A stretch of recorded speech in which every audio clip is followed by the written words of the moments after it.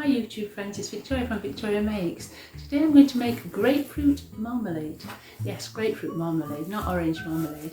If you want orange marmalade, just substitute the quantity of grapefruits that I'm using in this recipe for oranges. You can also do lime marmalade as well, which is equally beautiful. But for today's purposes, we're going to be making the grapefruit. So you'll need 1.5 kilograms of grapefruit. I'm using the ruby red grapefruits, and that equates on my scales to approximately 5 very large ones. Then you'll need 1.5 kilograms, the same weight as the fruit, in sugar, just plain white granulated sugar. And then you will need 30 mils of lemon juice. So I've just got a bag of lemons. I'm going to cut them in half, squeeze them, extract the juice and then wet, and then measure it out in a measuring jug, and we'll need 30 mils. And you'll need about 1.3 litres of water. And that's all you need to make lots of lovely jars of grapefruit marmalade to enjoy on your toast or to give as a gift. So make sure that you wash your grapefruits and they're nice and clean. Then we need to chop it up, slicing off the skin, and get as much white pith off the fruits as possible, but don't take off any flesh. So try and get that sort of that outer coating off the grapefruit, so you're just left with the flesh. You don't want all that white pith on the skin, and you don't want all the actual sort of chewy skin, if you like, around it as well. Then you slice the peel into 1mm strips, and then chop them up into about cubes of about 1 centimetre in semicircles. And then we're going to place everything in a large pan with the lemon juice and add 1.3 litres of water and the lemon juice, and then boil over a high heat, stirring sort of occasionally. You may have noticed that I've not actually put any sugar in at the minute. You'd actually need to cook that down for about 20 minutes. Then we'll add the sugar at a later stage, because the sugar is what actually will help thicken and set it. So we need to actually cook that fruit down first before we add the sugar. So we'll add then the sugar, and then we'll stir until it dissolves, and then we'll boil for about another 15 to 30 minutes over a high heat. Keep stirring. When it's syrupy and heavy, you do the wrinkle test, and I've mentioned that in previous recipes. Put a saucer into the freezer, and then when you want to test your jam, put a teaspoon of jam on that cold saucer, return it to the freezer for a few seconds, and it should thicken it. And then you can put your finger through it, or a spoon, and it should hopefully stand on its own and not actually flow back in together. I'll show you that later, okay? Or you can use a thermometer and bring it up to the boil and up to heat as per your thermometer. Alright, so we'll go through that later. So if you get everything ready, we'll start to prepare the fruit. Right guys, so I'm going to start preparing this fruit. So as I said, you're slicing off the skin. You want to get as much skin without the pith as you can. So I'll make with a knife that you are comfortable with, start to peel the skin really slowly. Just try and take your skin off. If you do it really slowly, you can get it thin. If you do it thick, you'll have so much on. And what you're trying to do is get as much off as possible, and try and not have any of the thick skin. It's really thick stuff on your peel for a start. It's going to be quite a bit of a tricky long job this, so if you just keep doing it really slowly until you've done all your grapefruits, and then I'll show you the next stage, how to extract the fruit from within all this covering and the pith as well. Come back to that part after. Okay, so that's took me about nearly 20 minutes to peel the skins off. So it's quite a long time. I've got a bit of white on, but you know, you can't be helped. And it's a nice mixture of colours of red and sort of blending on shades of down to yellow really. So that can make for a nice colourful, hopefully colourful grapefruit marmalade. So what we're going to do now is try and dissect these, and what we'll do is we'll put the peel in a bowl out of the way for now, and then try and cut these grapefruits up, preserving the juice but trying to get rid of all this section here. Okay, all this white and some of the chewy skin as well.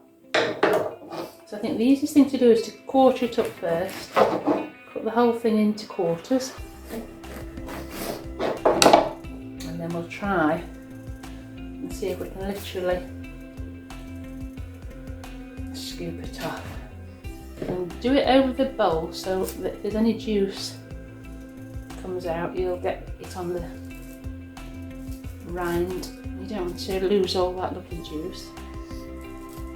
There's a lot of thickness to this white pith, and we don't want that in the marmalade.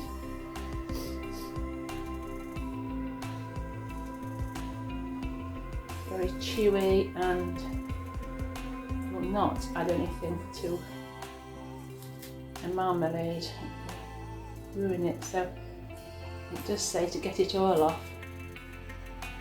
It's just a case of peeling it all. And when you actually have a grapefruit, you never want to eat that bit anyway, do you? So it's just a case of doing what you would normally. And then in another bowl, I'm going to put the, you see I've got these bits, all the lovely flesh. Put that in a bowl. Try and make sure you get any bit of juice, and then put the pith to one side. So I've got my bowl with the actual rind in, and then the bowl with the fruit and juice as well. And you'll have to do it segment by segment and try and extract the fruit. There's like a bit of a membrane around each portion, each segment of fruit, sorry. So let's try and get the fruit out of that membrane, because we'll throw that membrane away, we don't want that.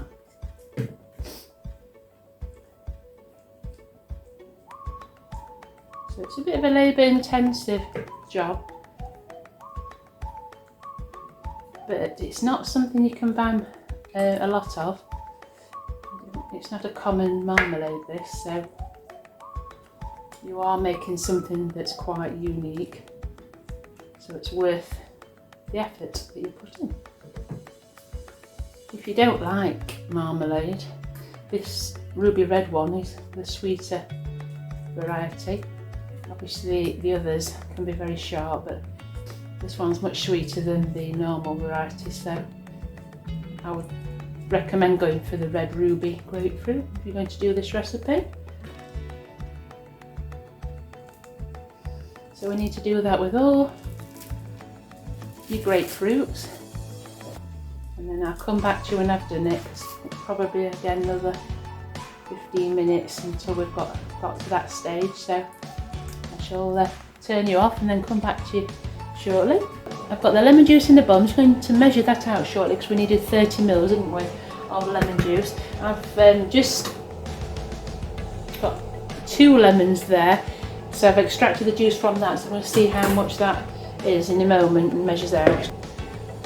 That's all the red grapefruit in there, and this here is the skin, okay, of the red grapefruit, and I've blitzed this up in the food processor into small bits. There are a few little bits here, stray bits, I can see actually, that I haven't done, so I better just chop those up quick and make sure that they're all in little pieces. It is nice though to have a little bit of this skin in your marmalade, you know, but you don't want really long lengths of it. So we've done that, made a bit of an easier job. Just, as I say, look through that, and if you come across any that are still too long, chop them up. So the next part now is to place everything in the saucepan. So we've got the juice, the grapefruit and the skin in the pan with 1.3 litres of water. Okay, so I'm going to bring you over to the other side and we'll get that on the heat. Okay, so we're going to place all of the things into the pan. So that's your lemon juice,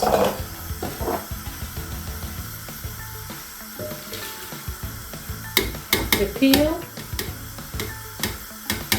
and the grapefruit segments with 1.3 litres of water, and of course, as I said before, the 30 ml of freshly squeezed lemon juice.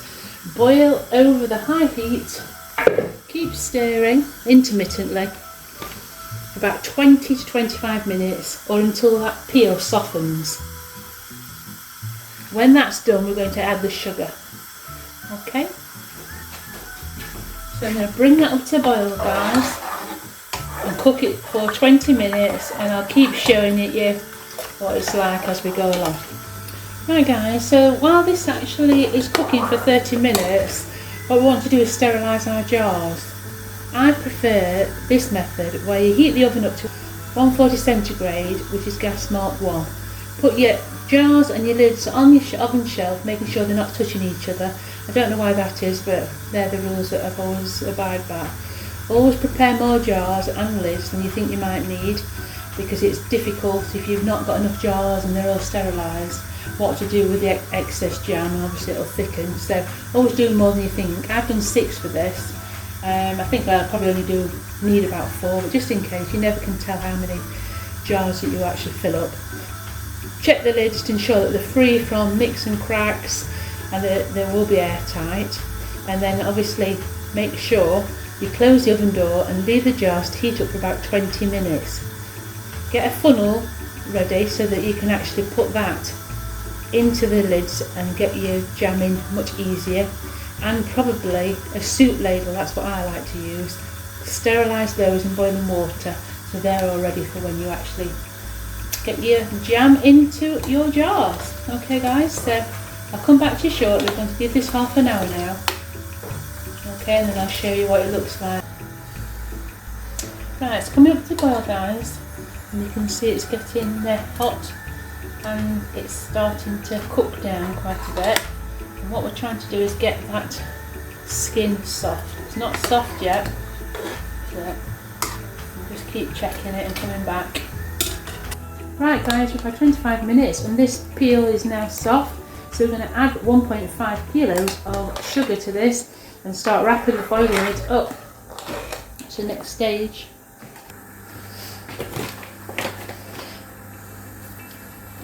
So I'm going to add 1.5 kilos of sugar.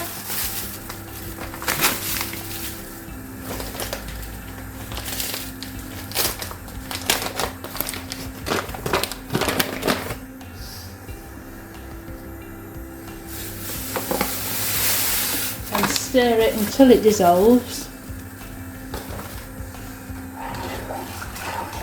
Then we're looking at boiling it up for about 15 to 20 minutes over a high heat. And I like to stir it pretty much all the time. It's alright for about the first 10 minutes probably, but you'll see when it starts to get very syrupy and thick, that's when we really need to keep stirring it all the time then. So I usually change to my jam spoon, and then we'll put the saucer in the freezer and get that ready so we can do the wrinkle test. It smells really nice guys, really citrusy. Kitchen smells really lovely. Quite excited about this one, must admit. Right guys, so it's really boiling up now. I've got the saucer in the freezer. I've got the saucer in the freezer and it's sort of really rapid boiling now. So we want to keep an eye on this now, because this is where it thickens. And actually it can actually burn if you don't stir, and it can actually come over the pan as well. It's still very watery. It's not ready for jam yet, but it's getting there. So it's boiling off a lot of the actual liquid, reducing down to make a syrup. It needs to be kept an eye on now. So if at this stage you haven't been stirring, stir a lot more. Okay, make sure it doesn't stick on the bottom and it doesn't overflow and make a mess of your pot. Right guys, let's do the wrinkle test. So when your marmalade has been boiling for around about 20 to 25 minutes, start testing it. Little spoon of marmalade on the plate that's just come out of the freezer, straight back into the freezer for a few minutes, and then we'll see if it's thick enough. I can see it's not yet, but I want to show you the difference.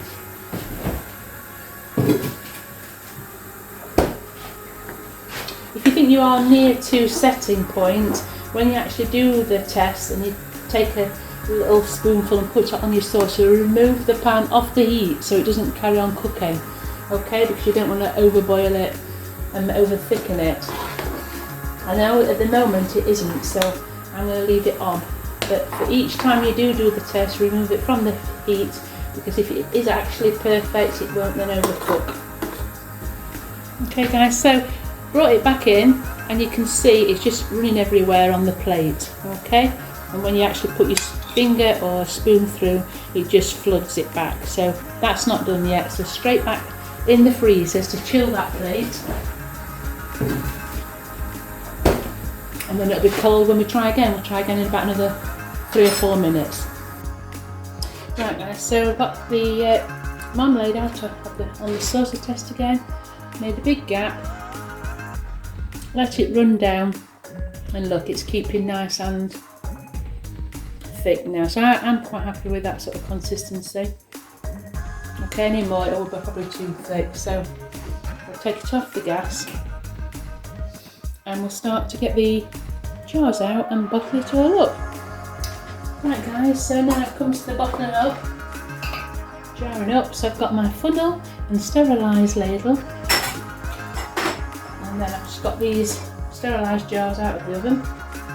I'll start to put the marmalade in to the jars, put it right up to the top. These wide funnels make this job very, very easy. And because you're just taking the jars out of the oven, the jars are at the same sort of temperature as the marmalade, and so therefore they won't crack and they should make a good seal. And what I was saying earlier on is always make sure you have enough jars for the amount, because you never know how much marmalade it will make. And I thought I'd have about 4, didn't I? In fact, this has actually made 6 very comfortably, and I have got some more left. So that's always then, what are you going to do with that? So because I can do this and make some and have it for myself, I'll just decant that into a kiln jar, and we can use that ourselves. Straight on with the lid. The faster you can do all this, the better. Just get them up straight on first, and then you're going to make sure you tighten it securely and really quickly.